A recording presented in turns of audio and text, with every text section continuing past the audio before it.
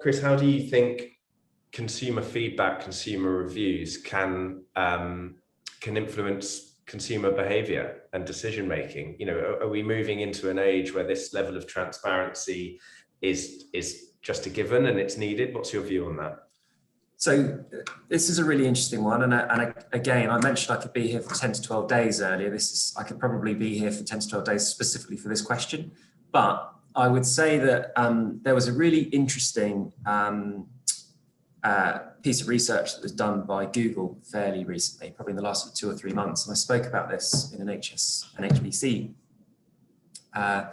webinar a few months ago, and this really sort of looked at the fact that, you know, in the digital space and in the online space, there are so many touch points now for people investigating products, working out whether there are any discounts, whether it's the right one or not.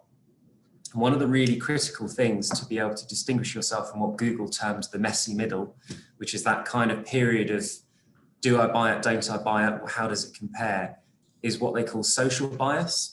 And social bias is using reviews to influence purchase, because so many people now prioritize what others are saying about a product before making that purchase. And the same thing can be said in the e-commerce space and the FMCG space. If you look at like something like Amazon and Google reviews, the value that people place on those reviews before purchasing a product, it's exactly the same thing here. So where your real challenge as a marketeer, potentially, or as a developer, to break through the noise and to make yourself different and to convert someone from someone that might be interested to someone that genuinely is interested in buying, a lot of the time that social bias and leveraging the positive response around your products from the consumers themselves is one of the really, really important ways that you can break through that. And obviously, you know, you guys at HomeViews are pioneering that.